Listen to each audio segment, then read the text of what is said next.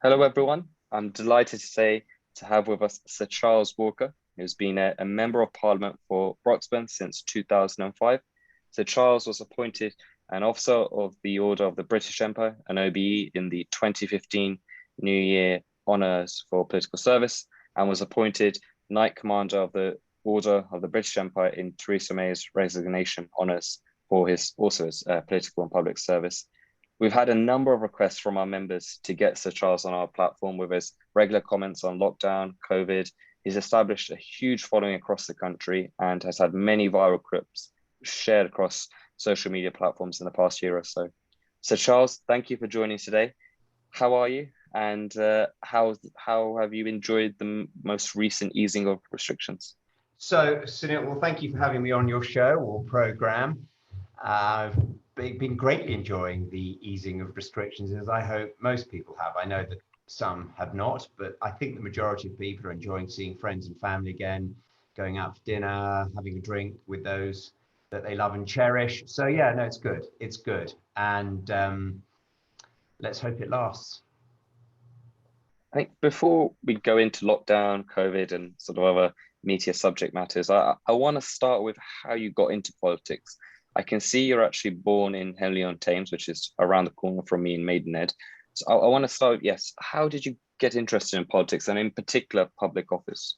Okay, so my parents divorced when I was young, and my mother remarried when I was 8. A wonderful person called Christopher Chataway, who had just left Parliament. He was a Tory minister, and previous to that, he was a broadcaster and an Olympic athlete. And I grew up in a home where politics was celebrated, the good that politics could do was celebrated, and public service was admired. So I was never cynical about politics. There was no cynicism about politics in our house. There was obviously disagreements, sometimes quite heated disagreements, but there was no cynicism. And I think the great sadness of today is there's so much cynicism around politics. But I got into it because I was interested. I was politically engaged. I think I started as Colin Moynihan's parliamentary aide, well, no, a constituency aide in December 91 in an unpaid role, delivering leaflets for him and so on and so forth, and run up to the 1992 general election. He lost his seat, sadly, but I managed to get a job as a researcher in the House of Commons, but that lasted about a year and a half. And I went into business. Then I went to work for recruitment companies. I was involved in local politics in Wandsworth. I was a councillor, did have a proper job. I set up my own VAT registered business, and I was elected to Parliament at the age of 37 in 2005 in the wonderful seat of Broxbourne. So that's a potted history. Great. So we see the stepfather was quite a big inspiration going into politics, seeing the career he had. Would you say your stepfather was quite an influential figure in you? Enormous, much more successful politician than I was, but an enormous influence. And it was really wonderful. I mean, he died a few years ago, but to talk things through with him, we laughed a lot about all the goings on in the House of Commons. He left in 1974, in October 1974, the second general election in that year. And it was kind of cool to be serving in Parliament with people who'd served with him. In fact, I served with Sir Peter Tapsell for my first 10 years, and Sir Peter Tapsell was first elected to Parliament in 1959 along with my stepfather. And one of their duties as new Conservative members of Parliament was to keep Sir Winston Churchill entertained in the smoking room. So it's kind of hands across history. Yeah, it's really cool. And you get these, you had these really long parliamentary careers. We just saw a number of long-serving colleagues like Ken Clarke leave at the last general election. But parliamentary careers in the main are getting shorter and more truncated. If you look at the 2010 intake, many of them left in 2019, having been ministers of states, and many had already been secretary of states within 9 years. John Major, sorry to dart around here, allegedly lamented, why is it that every member of Parliament wants to be a minister after only 10 years in this place, and now people are agitating for promotion after 10 months?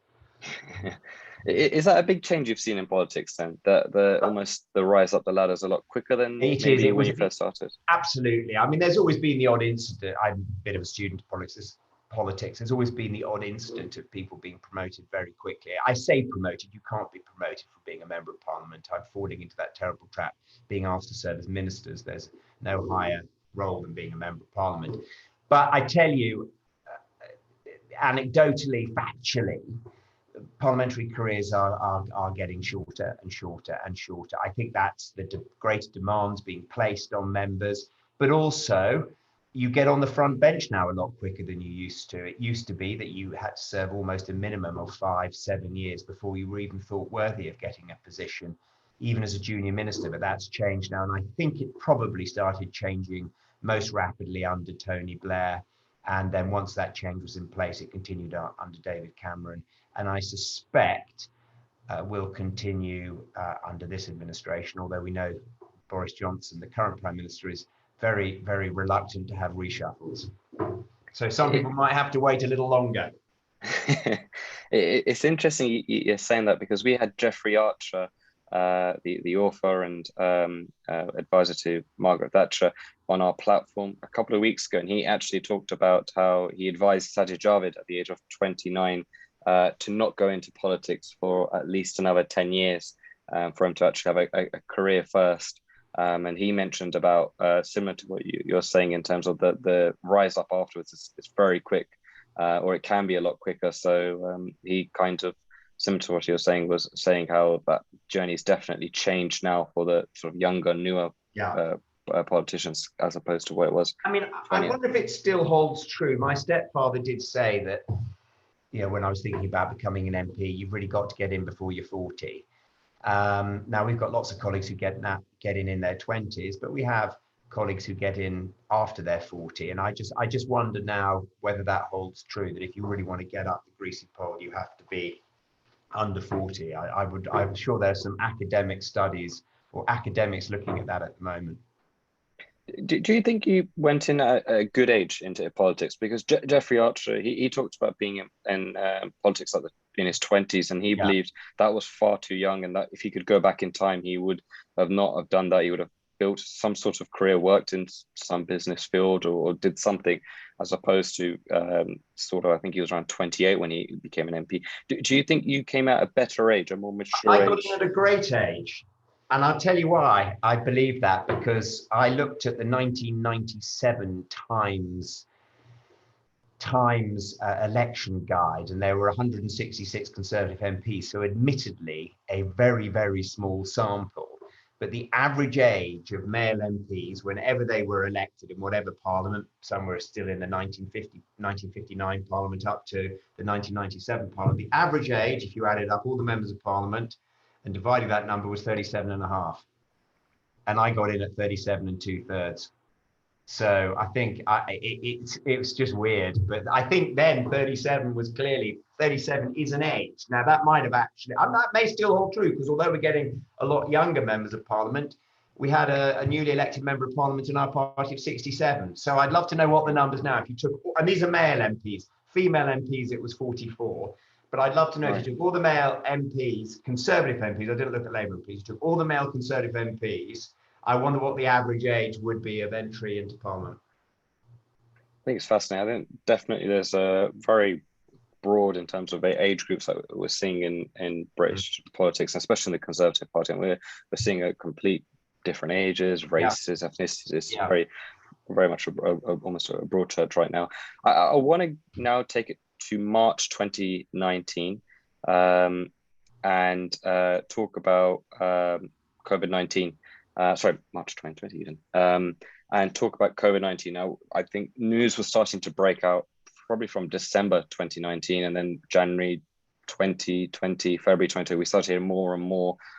When you first heard of COVID-19, what was your initial reaction, and what did you expect the kind of impact it would have? And I'm guessing the answer to that is probably not what ended up happening, but initially, what was your kind of take on it when you first heard about COVID-19? So I think I remember Matt Hancock coming to the 1922 committee at some time in January and gave a ashen-faced and very downbeat assessment of what was coming in our direction. And at that point, I don't think there had been a death, or if there had been a death, literally it was 1 or 2 deaths. And it was extraordinary because over the following months, you knew it was going on in the back of your mind. People were talking about it more, but obviously it hadn't really landed yet. And then I think after about 6 or 7 deaths in early March, or maybe 10, I went to Chase Farm Hospital and spoke to the chief executive of the trust, and they were getting their rooms ready. And she said, no, this is going to happen, and quite a lot of people are going to die. Lots of people are going to die. And it was difficult to grasp. And then exponentially, we were about 2 weeks behind Italy. So every step Italy went through, we went through 2 weeks later. So you had a pretty good vision of what was going to happen.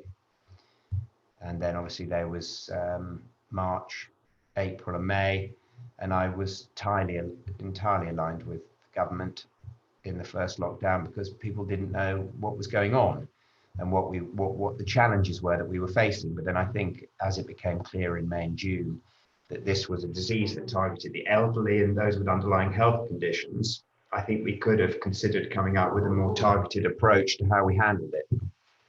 I think that's worth noting, that period from March to May, that you were supportive of the government in terms of the initial lockdown. Was that just because we weren't sure what exactly it was, the Well, potential we impact? didn't have any information, did we? I mean, we didn't know Yeah. what we were dealing with.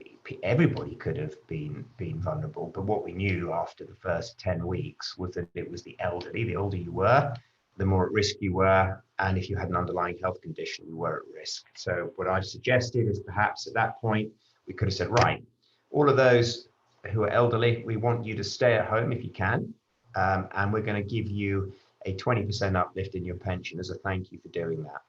If you have an underlying health condition and can work from home, we'd love you to do that. And your employer is going to pay you your salary. We're going to give you a 20% bonus as a thank you. And if you have an underlying health condition, but you can't work from home because you're a machinist or work on the shop floor, we want you to stay at home to be safe. We will fund your salary. And again, we'll give you another 20% uplift, 25% uplift on that salary as a thank you. So I think there was a way of incentivizing behavioral change. I don't think it would have saved every life, but we haven't saved every life. The plan the government followed hasn't saved every life. But I think we could have allowed more people to get on with what they did and it been far less repressive. So we'll go to sort of June now. So we've had this kind of first lockdown, and we're kind of, we saw some easing of restrictions over the summer. What made you really speak up against the government during the lockdowns? I think you had that sort of really famous speech that went massively viral, where you talked about how, I believe you're talking about how MPs like yourself and others are sort of, it's easier for you guys to be in lockdown because of the houses you live in and the lifestyle you have, compared to other people who may not have the same fortune. What made you kind of speak up like that and have that kind of, you almost became in some ways a figurehead for a lot of people in terms of the voice of the people, if you like? What kind of sparked that change and that push?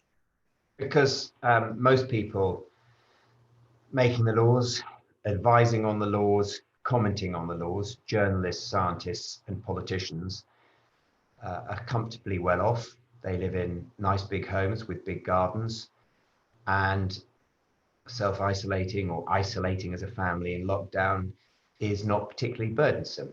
To some, it will be burdensome because some people really don't like being constrained, but it's not a huge demand. And it's a natural human condition to think that everyone else lives like you live. And I'm afraid they don't.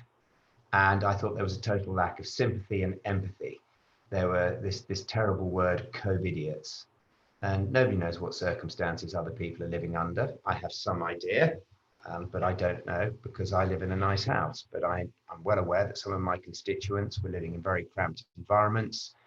Some youngsters working from home or working from home in small flats around kitchen tables in their bedroom, and it wasn't easy.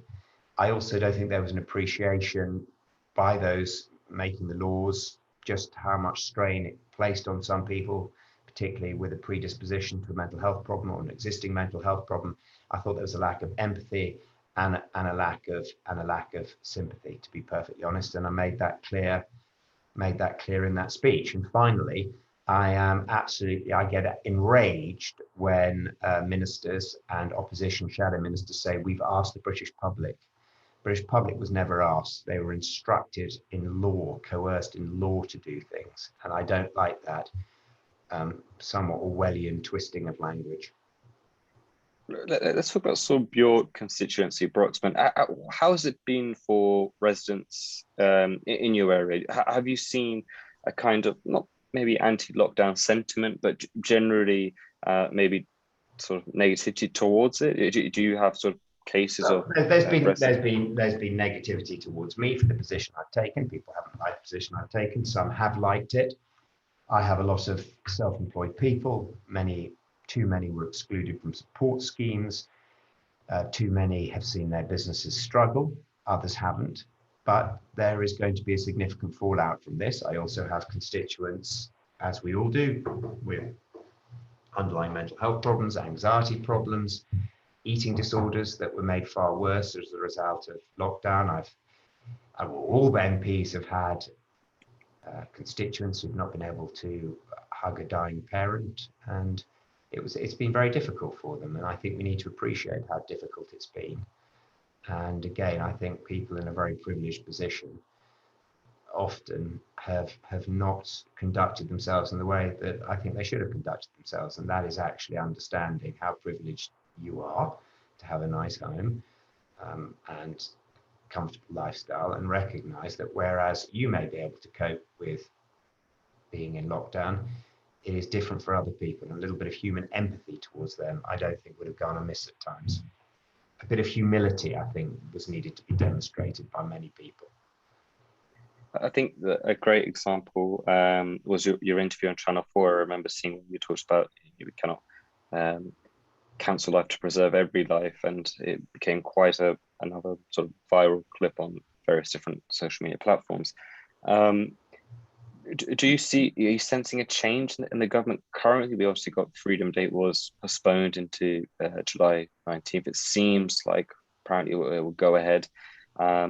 Do you think that there's been a potential change in the government's stance? Well, it seems that way, and I hope that's the case. But what we always see as we get near the end or a change in lockdown, we see parts of the scientific community, medical community go into overdrive to lobby the government and knock it on course and persuade it to pull back. So until we see what happens on July the 19th, I will remain holding my breath. There is a concerted effort now, a huge effort to further postpone unlocking on July 19th. We've seen that every step of the way. Every single time we've approached an important date, that has happened. And on every single occasion, the government has caved into it. Why is this push from, I mean, I'm sure everyone can see it. Why are we having this push from certain parts of like society, scientists in particular? You could argue the media to a certain extent as well. Why do you think we're seeing this urge or push? Because it works. And I think most scientists, most people in the medical profession, want these lockdowns to continue for the right reasons. They're not bad people, the right reasons to them. I don't think, of course, they're bad people, but politicians have to make much bigger decisions. We've got to run economies, maintain high levels of employment, ultimately over a period of time, ensure we don't debauch our currency, because these things are important, because they fund the things that we value: the NHS, education, police forces, armies. This stuff doesn't come about for free. And I do think it's also important to recognize there are a significant number of doctors and scientists who don't get the same amount of airtime, who will firmly say, no, the time has come to open up. But that doesn't make such good coverage, does it? A whole group of scientists agreeing with the government is not as exciting or interesting to the media as getting a big group of scientists who disagree with the government, because friction sells newspapers, friction and debate sells papers, and it draws people to broadcasters, be they television or radio. I think it's interesting, it's something that we've talked about a lot on this platform, which is, a functioning NHS only exists if there's a functioning economy. And there's been some really good studies that have been on our platform, which talked about the impact of the 2008 financial crisis. And there's various studies that have shown that actually resulted in deaths. You can actually do various different equations, and you can see that a financial crisis actually costs people lives. An economy not functioning is probably not as great in terms of headlines, in terms of killer virus kills people, but there is an impact that has on people's lives. Is that a concern for you in terms of the impact that this is going to have on the economy, the longer term? I know the economy generally, I think the one thing of this, everyone is kind of in the same boat across the globe. But do you see an impact on the economy longer term from what's happened with COVID?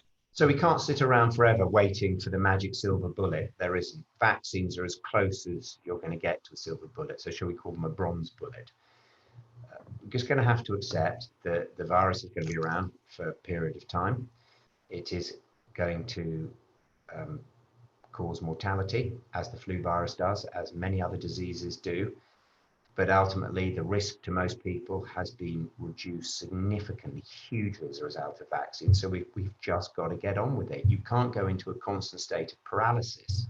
We just can't do it. Not us. No country in the world can be in a constant state of paralysis. Do you think we'll see more lockdowns going forward? Now, I don't mean COVID. I mean, well, maybe COVID, maybe a different variation of COVID in the future. But in general, do you think lockdowns are here to stay? I mean, it may be a long time. I absolutely hope not. I think there will be probably more COVID lockdowns over the winter. I'd love to be wrong on that. I really would love to be wrong on that. But I am not optimistic we will escape an entire 6-month winter without having our liberties removed again.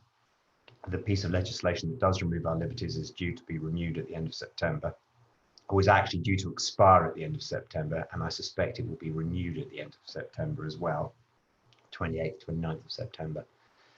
So no, but I hope we don't have lockdowns. I mean, the idea that we're going to have lockdowns for flu, which some people have posited, is utter nonsense. I mean, it really is ridiculous. You are, well, it's just not sustainable. You cannot abolish death. You just can't. And to attempt to do so is really is bound to end in failure, isn't it? Because the one thing that is certain is that we are all going to die. I think you've raised this point, and a number of actually other politicians have talked about this, and I think it's something that deserves probably more coverage is cancer. I think we saw last year the levels of people getting cancer dropping to pretty much historic lows for quite some time, and a lot of that wasn't because cancer had stopped. It was because people didn't feel comfortable enough going to the GP or going to the hospital to get testing. And they are saying this year we're likely to see a very high number of cancer-related deaths because of people who have missed their diagnosis. Is that another thing that kind of concerns you? And do you think maybe us, the government in general, we need to make people more aware of actually going to the hospital and not being almost worried to go? Well, sadly, that's something we're gonna have to live with, because that has happened now. You're absolutely right. There are a whole tranche of late diagnosed cancers that would have been caught earlier and treated earlier. So we've now got to make sure we do everything we can to give those people suffering with cancer the best shot possible of getting through their cancers. But I think it is an inescapable truth that as a result of late diagnosis, your chances of recovering from cancer are reduced. And that, I'm afraid, that is just factual, isn't it? Yeah, I mean, this is a really interesting sort of topic, Aaron. It'd be great to get your input on this. You're a Conservative MP. Stepfather was also a Conservative MP. We generally, as Conservatives, are kind of, I think it's safe to say, we generally believe in kind of smaller government power being fairly limited and reduced. And obviously, we've had different people on the platform who have agreed and said now, this government has taken, been a bigger government, made almost big decisions. And some people have linked COVID to the war as justification, saying this is like a world war. And when it's in a world war, there are no rules. And, that kind of it makes up for the fact that we've gone away from that small government kind of ideology.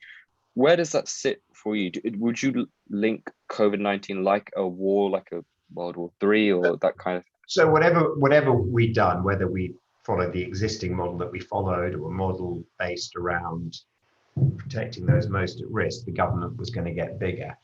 The question is how willing now is the government to get smaller? The question is, I think, how long will these restrictions on our freedoms last? And having had our freedoms restricted, even if they are removed, the restrictions, will governments be more tempted to put them in place? There will be a lot of bad people watching what's going on at the moment who will be thinking, crikey, yeah, we could get away with a lot with this population. We really could. We could get away with a lot. And I think the people who come out of this worse, some of the psychologists on Sage, I haven't really. My opinion of psychologists is about as low as it can get. I'm sure they don't have a high opinion of Conservative MPs, but we can bounce along the bottom together mutually, having a lack of respect for each other. I think they've come out of this really, really badly. I think they're actually pretty dangerous, to be honest. Behavioural psychologists come across as a pretty dangerous bunch. What do you mean in that sense, in terms of the way they push for more lockdowns? No, it's not so much the way they push for more lockdowns. It's ultimately the way that they have advised on the removal of freedoms, the suppression of freedoms, supported that. It's the way that they have framed the messaging to a point where the government advertising literally made out that everybody who caught COVID was going to die, terrifying people. I gave a speech in Parliament about this, that without any thought to an exit strategy. So what are going to be the long-term psychological scars on the population from doing this? And they've left a trail of devastation in their wake without any thought to how we get out of this. And if you're a psychiatrist, a clinician, psychiatrist, I suspect you'd be struck off for behaving like this. Sadly, psychologists can't be struck off. But what a pretty wicked bunch. And I tell you what, if I was an aspiring dictator, I'd hoover up a lot of these behavioural psychologists, because they'd be able to advise me just about what I could get away with and how best I could get away with it and how best I could do it to get away with it. It's really interesting. You're talking about the psychological scarring. And I know it's a psychological war against this population and against the population of this country, and it's shameful. Do you worry about the long-term impacts on people? I'll give you an example. I don't think I've really suffered anxiety or anything remotely of the sort. I don't think I'm anywhere over there, but I remember going to the pub on the day pubs opened. A couple of people around me. I wouldn't say I've been skeptic of lockdowns, but I've not probably been the most, chanting, screaming for lockdowns for the last year. But even I felt a bit weird. I wouldn't say anxious, but just people around me. And I'm someone who I consider myself fairly social, loves going to football games, general gatherings. And that was me as a fairly young person. Do you worry about people who maybe actually have had maybe other issues in the past, and maybe people who are generally a bit more anxious in general now with the fear of COVID-19, and it doesn't seem to be disappearing, even though we've had these vaccinations, there still seems to be this kind of fear aspect over us. This is what happens when you terrify a population to the point of paralysis. We have many people who are now double vaccinated but still terrified to leave their home. We have many people, young women, but not exclusively young women, who were suffering perhaps with anxiety issues, eating disorders, who were stripped away from their support networks. All those demons come rushing back. We have higher rates of alcoholism. Obesity has gone up. There are all these issues linked with lockdown, and I don't think anybody really thought through what were going to be the long-term consequences of this. But I think the deliberate attempt to persuade the population of this country that their risk of dying from COVID was extremely high, was disgraceful and shameful. There was no attempt to balance risk or explain risk. How much of that do you also put on the media? Because the media seems to have not exaggerated, but there was a period, probably there still is, but I don't think you could get maybe 15 minutes without COVID-19 being mentioned. on some platforms. Do you think they've had an impact, and what do you worry about this sort of repercussions of what they, this COVID-19 almost I mean, tagging it's on? no good politicians complaining about the media. They say politicians complaining about the media is like sailors complaining about the weather. It doesn't do any good. The media do what the media do. But I have to say, I said it in Parliament a couple of weeks ago, the conduct of some members of SAGE has been disgraceful. They've been there to advise the government, but they've clearly felt much more comfortable advising the Today programme, Sky News, BBC News, Channel 4 News, than actually quietly and solemnly advising the Prime Minister and his cabinet on the actions they need to take or he needs to take, and then accepting that a Prime Minister is not always in a position to act in the way that you want him to act. It's just not possible. There are other factors he or she, whoever it may be, have to take into account. So I think the conduct of SAGE members, not all, but many who have seen this as an opportunity to build their media profile, has been simply shocking, utterly shocking. I think it leads quite well onto kind of what we talk about, state power. We talk about big governments, and I want to slightly move away from COVID on this subject matter, which is the role of the government. I think there's a lot of studies now showing that people expect the government to do more. They're happy for the government to be more involved in our lives, whether it be economically, whether it be on social matters. Are you worried that this could start a new trend, if you like, going forward, where we actually expect the government to play a bigger role and we start to lose in certain aspects personal accountability? Just because I think naturally with what's happened with, we've had whether we agree or not, we've had a government that's essentially been able to dictate to us our way of living for the last 16, 17 months. Naturally, you'd think there's going to be some repercussions. Are you worried about those repercussions away from COVID? All the time. I mean, as I said a few moments ago, it will not have escaped the attention of some very bad people how compliant the population of this country is willing to be, and unresistant to having its, what I would regard as rights, turned into freedoms. Now, a right is inalienable, and a freedom clearly can be restricted. So yeah, no, I am extremely worried, and lots of people are worried. Not enough people are worried, but some significant parts of the population are worried. And if we continue down this route, then more and more people will become worried about it. Many people will give the government the benefit of the doubt. And I'm not hostile to giving governments benefit of the doubt. I can understand why people want to do that, but governments love power. And I want to see this government very quickly give up its powers. I think one of your most famous, I think almost again viral moments was the pint of milk. What was the significance of the pint of milk? I know everyone would have seen the posts and stuff, but sometimes the point may be missed with some people. What was the kind of the rationale behind it? Don't need a reason to protest. The beautiful thing about this country, you have the absolute, in my view, right to get anything off your chest that you want to. And if I want to go out and protest about the pint of milk, that is legitimate as anybody else wanting to go and protest about anything else. You don't need a reason to protest. And if you do need a reason to protest, it doesn't have to be that great a reason. And that's the point I was making. It was lost on some people. But the wonderful thing is that this country, freedom of protest was something that we thought was ours by birthright.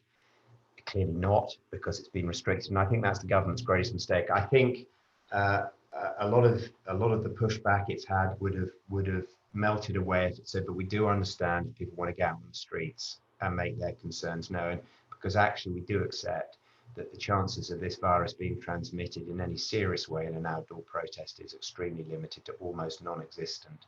And I think restricting protest, criminalizing protest caused huge anxiety to a huge number of people, including myself. It put a huge burden on the police. It set the police against many communities. It was a terrible, terrible, terrible thing to do. But the point of the milk is, if I want to go and protest about the pint of milk, that's entirely my right. The lovely thing about this country, one can be as eccentric as one likes, and nobody should bat an eye at that. bat an eye. I think leads quite well to sort of next kind of topic, which was state of democracy. There's no denying that I think COVID has had an impact on democracy across the globe. Are you concerned of the impact that it's had? Not just, we can talk about the UK country, but outside of the UK, do you worry that the impact that COVID's had on democracy? I hugely worry about it. And you wouldn't be asking the question if you weren't worried about it, Sunil, to be perfectly honest. Yeah. Let's be honest. We probably know where the virus came from. It's likely that it came from somewhere in Wuhan in China. We've not only picked up the virus, but in large parts of the world, we've picked up the political system as well alongside it. Yeah. And let's not sugarcoat that. However you got there, doesn't matter. The fact of the matter is we had all our freedoms removed. Whatever the reasons for removing those freedoms, they were removed. And we, in essence, were subject to a high degree of authoritarianism enforced by the police. You know, you could be arrested for going to see your mum. Yeah. You could be fined for having your kids around. So, you know, I want to go on to China, actually. It leads well onto there.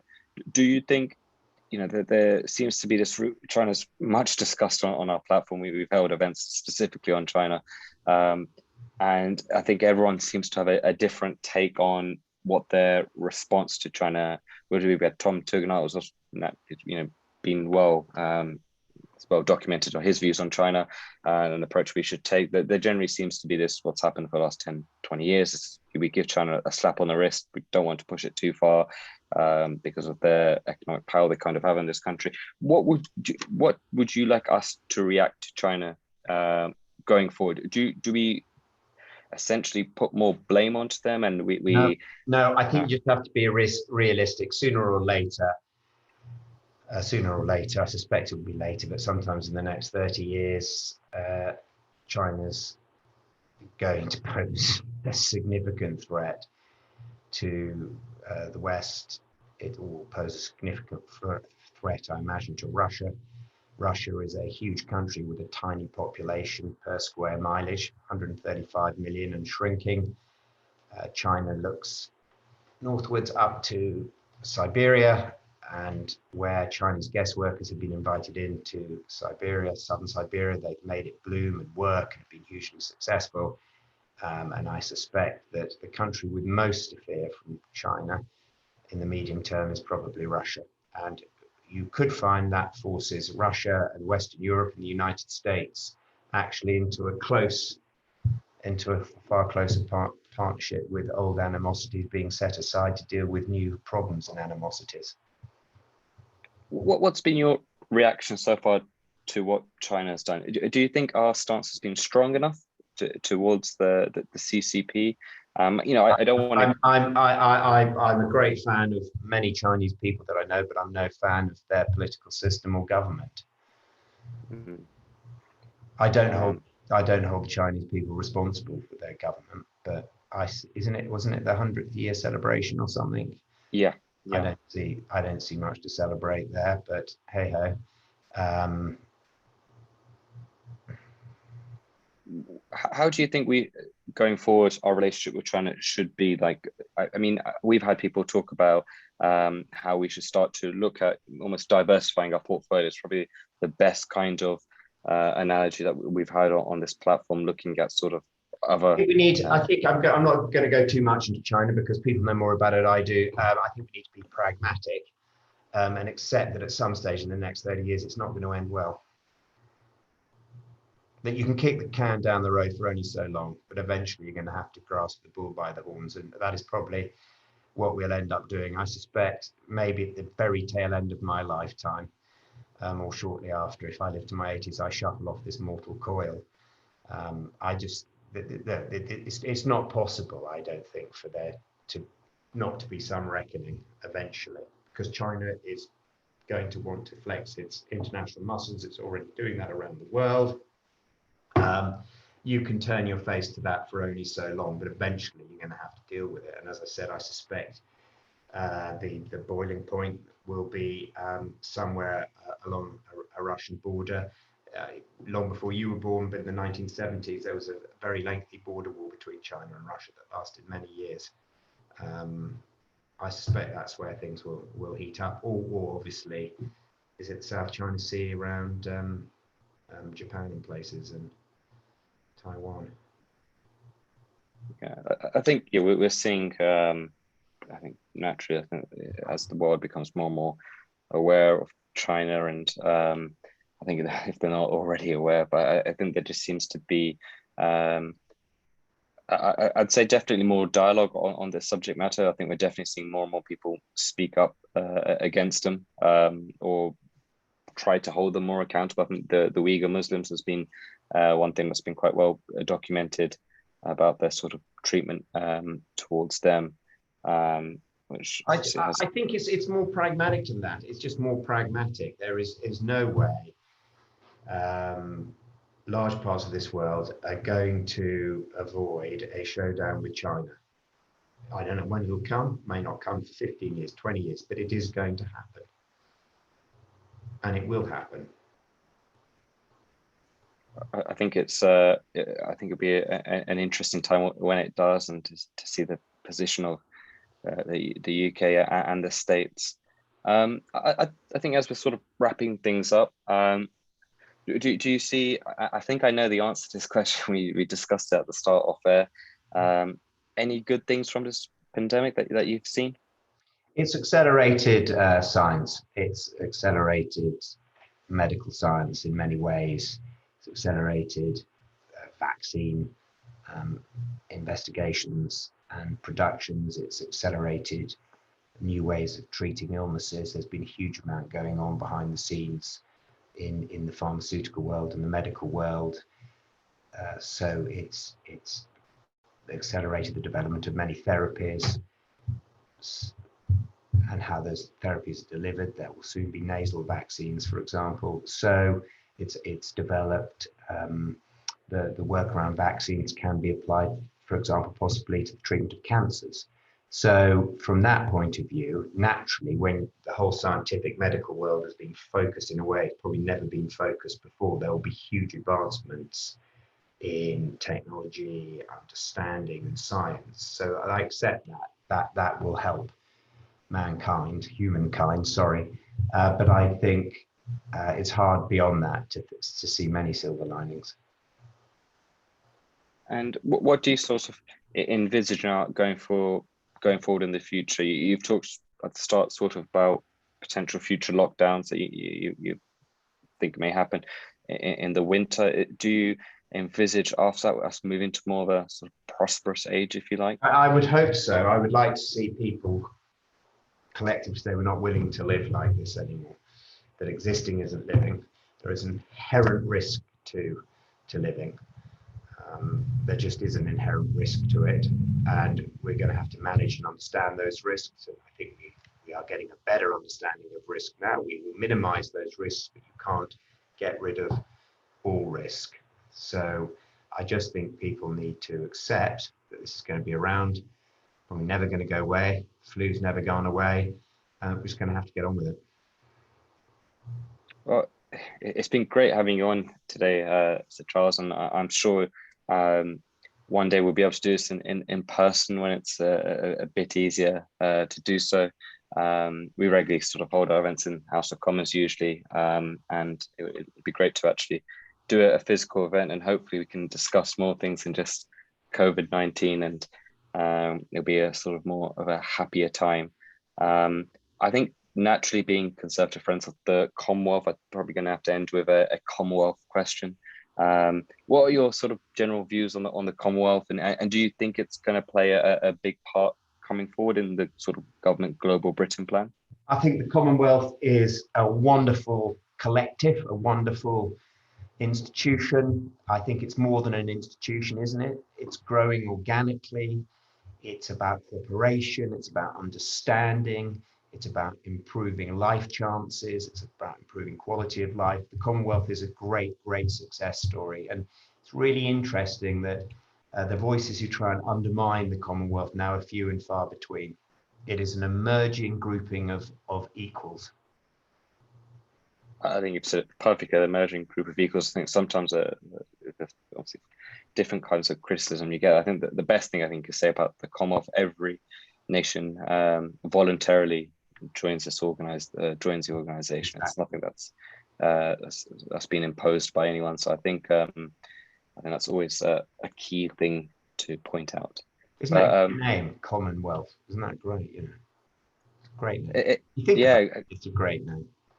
It is a great name. I think it's I think naturally with the sort of I hate using the word, but the woke world of now, you get that kind of criticism in relation to empires and all that sort of stuff. But I think it's worth noting the difference between the two, and also noting, I think most important, like I was saying, it's a voluntary organization which countries voluntarily joined, and are almost trying to help improve each other. I think CANZUK's something that's been discussed, I believe, quite a lot with MPs in both Labour and Conservative parties. Is that something that you would like to see happen? CANZUK, the sort of Canada, Australia, New Zealand, UK extra kind of cooperation, whether it be with free trade or migration? I'm always in favour of extra cooperation. I mean, the great thing about the Commonwealth is most of the members actually quite like each other. I think the great thing about the Commonwealth is it's looking forward.